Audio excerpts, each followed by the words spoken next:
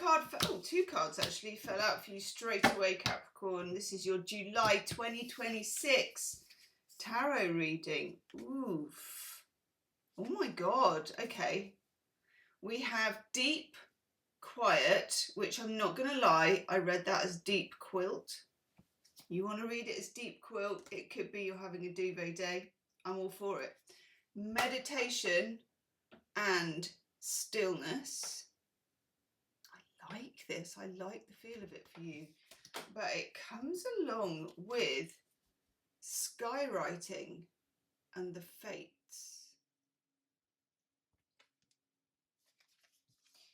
The kind of thing I get from the skywriting card, if you can hear, just a second, my cats are all, as soon as I start the reading, immediately desperate to get out. There we go, that should do it. As soon as I see the skywriting, I'm thinking ancestral pull. I'm thinking ancestral strings, however that comes up for you, whether it's, you know, immediate family, whether it's 10 generations ago, 1 generation ago. There's something about what you're doing or what's kind of brewing for Capricorn that it's very important that even though it might seem weird what you're being called to do, that you listen and you look. And, you know, we're in a very strange Mercury retrograde when I'm making this. But one of the advantages of Mercury retrograde is you get to do all your weird revision on your life. You get to revise your purpose, your meaning, the big ticket items. Wow.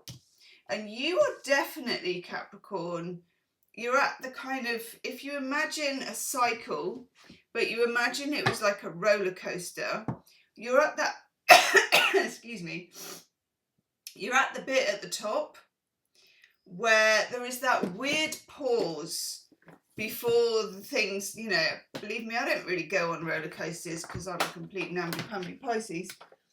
But that bit at the top where there's a pause before it's about to go down the bottom, you're in that, okay? First 2 tarot cards I pull for you, 2 tens. And it's the big 2 tens. Like, I suppose the 10 of, I feel like you might get the 10 of swords as well. I'm going to look at love and relationships, by the way, in the second half of this reading.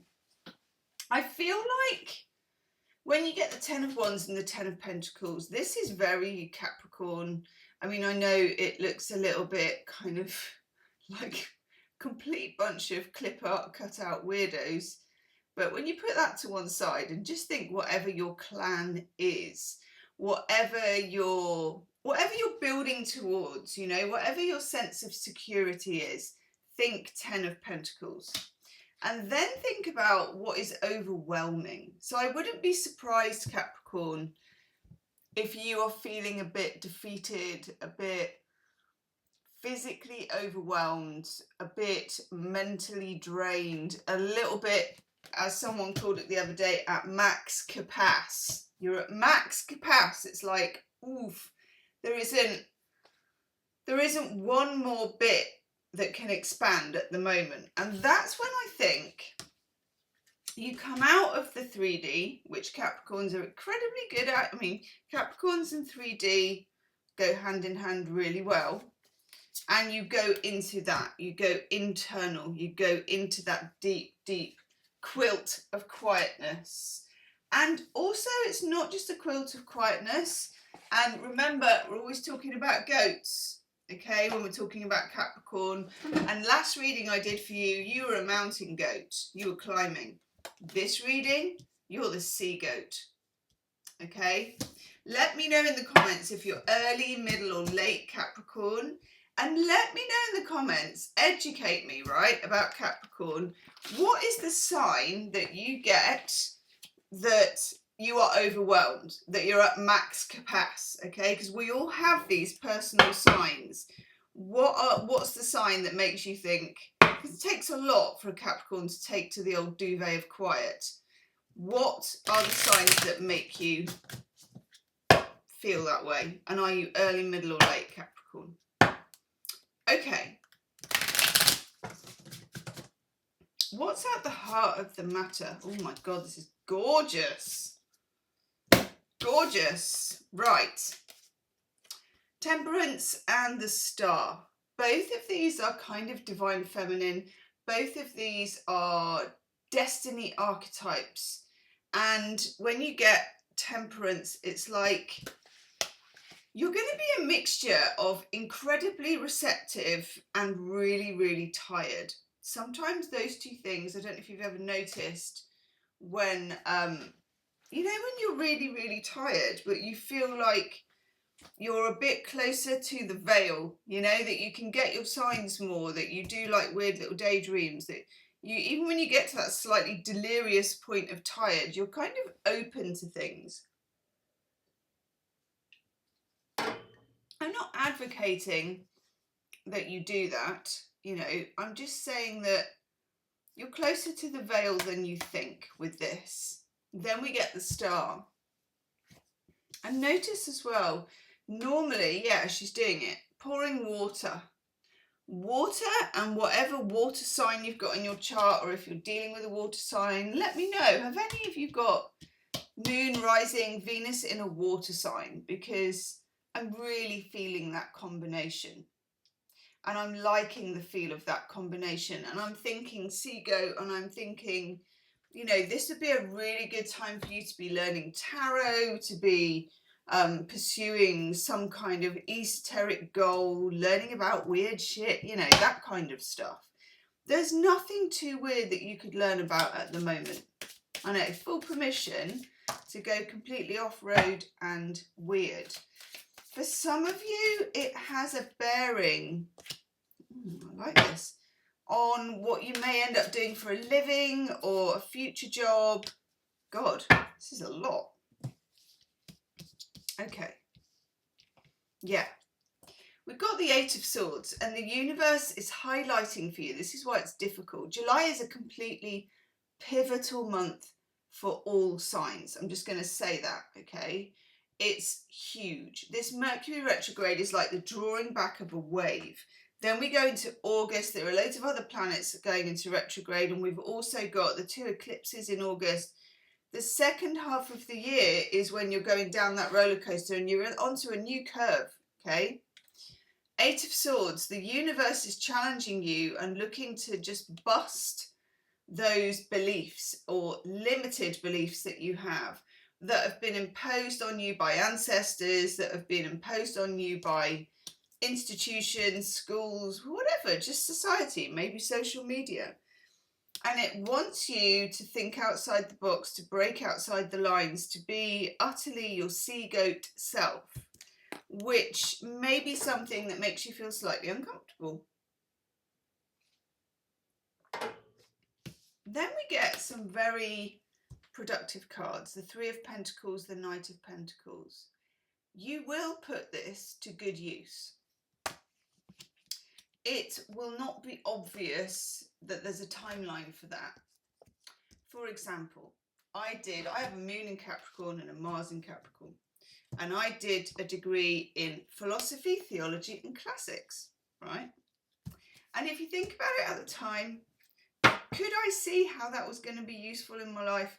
No, I had no idea. I never wanted to teach it. I don't know, I was just really bloody interested. And honestly, I followed my curiosity. About a million years later, I start my own YouTube. YouTube wasn't even around then. I start a YouTube channel. I use it all the time in a way that I couldn't predict because the technology wasn't even there. Never mind that it was in my head. So you don't need to know the how of this. How is this going to happen? You don't need to know even the boring bits about how you'll set it up or any of that stuff. You just need to know that you're in a very pivotal month, that you need your deep quiet or your deep quilt, that you have messages coming to you in weird ways. And this doesn't have to be like, you know, that you're scanning the back of every lorry or looking at milk cartons or whatever it is.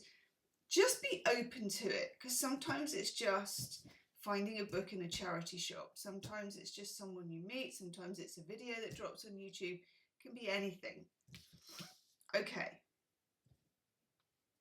We also have, with this Three of Pentacles, the Knight of Pentacles, these together, you find somebody or something like your tribe, your people you can work with. Even if that's like a network online, if it's in real life, doesn't matter. And you move towards it. This is a two-way thing. It's dualistic. So you have all of this esoteric side with Temperance and the Star. You have breakthroughs with the Ten of Pentacles and the Ten of Wands. Some of you could have breakthroughs in therapy, breakthroughs in breaking patterns of some kind. And then what you do is you take those breakthroughs and you actually do what Capricorn does best, and you make them into something. And no, you don't know what that thing is yet, and that's good.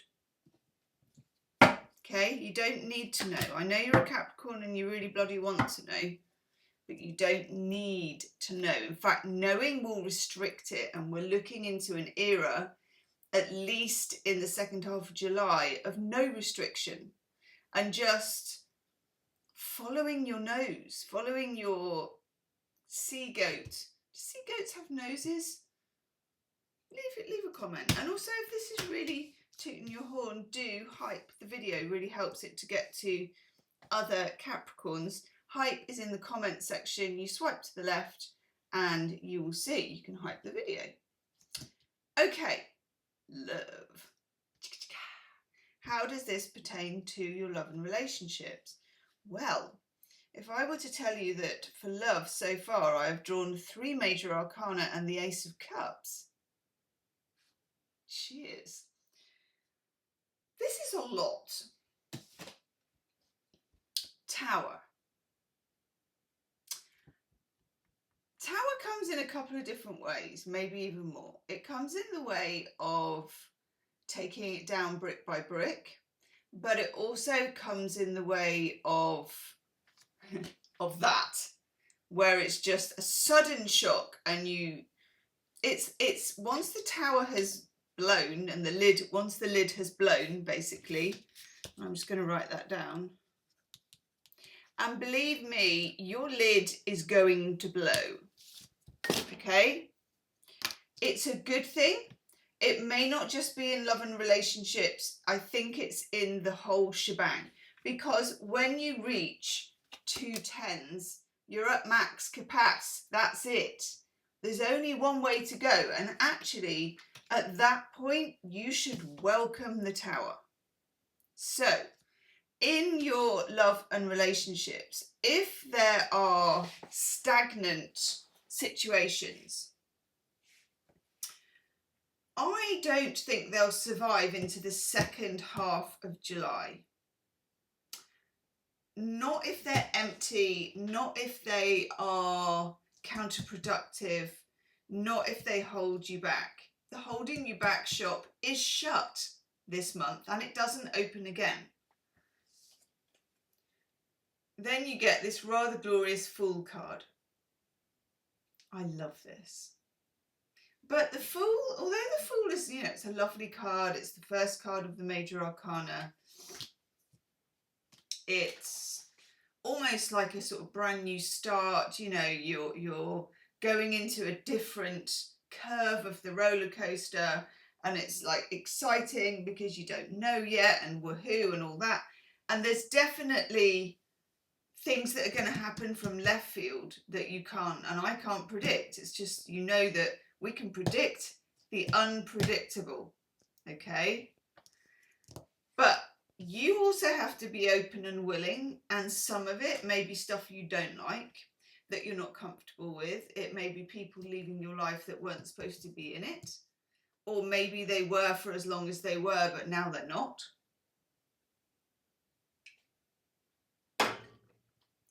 There's certainly going to be a new bar in your love life, and you're the one who's either going to create it or you already have.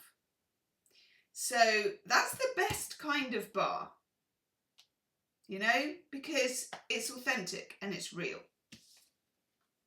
So you're starting a new cycle where your relationship bar is higher in terms of who you're going to have for friends, who you're going to choose for lovers, for commitment, for non-commitment, for whatever, for any kind of relationships. Be open to that, because you haven't really 100% committed to thinking and feeling in alignment in this way before, and it's very empowering. Some people won't enjoy your new empowered self. They will have to jog on when the tower hits, okay? This could also be finding out a truth, finding out something under the surface about a relationship, about a person that changes the way that you feel, or changes the way that you view it, or just changes the trajectory of the relationship. Okay, there's a lot, because this is all major arcana. There will be an extended love reading for those of you that want to go really granular. I do the you and me side by side reading, where I take a deck for you and a deck for your person, and we take a deep dive. That's linked below if you get to the end of this and you want more information. Then we pull the Hierophant. I rather like this, because if you look at the Tower and the Fool, and then you get the Hierophant, it's like, okay, something comes in that changes the alchemy. Something comes in that's confrontational, that's challenging, that's asking the question. And then that creates a new beginning, a new wave, a new cycle. And that cycle is also heavily influenced by how high the bar is, about wisdom rather than knowledge, and about certain kind of conventions of commitment. In other words, if you are embroiled in a long distance situationship, it will get challenged. Can this be real?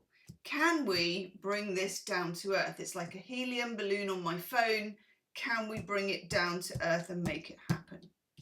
Hierophant. What are we calling this? This is not the kind of relationship where we go, well, I think we want to give this a name. We're just going to see what happens. No, this is like, I need to have the naming of the parts, and I need to actually get this down. And we need to both be in the same place.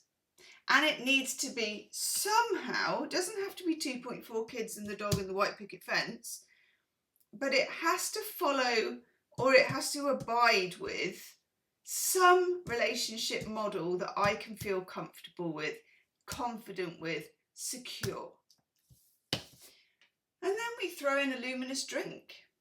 Never a bad time for that. And we get the Ace of Cups. Self-love, open heart, as it says, universal love. I like that. It's a bit of a gamble for Capricorns. Even with my moon in Capricorn, I wouldn't call it transactional love, but I definitely have quite a practical sense of what a love relationship means. It can't just be all pie in the sky. But at the same time, that can sometimes, in Capricorn influence, make you a bit too practical. So you're kind of walking a line here between unlimited love, universal love, unconditional love, and let's put conditions on it. You don't have to be unconditional or conditional, especially while Mercury's retrograde. You can be both. You can ride those two horses with one arse. God, you've got some strong cards. Jesus.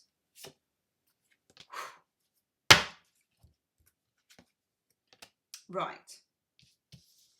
Of course, we then get the High Priestess, and this is you.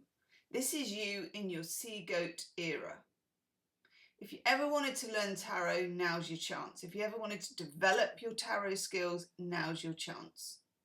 It could be tarot, it could be some other esoteric art, but I'm just saying, I'm throwing that in the mix because it's really important.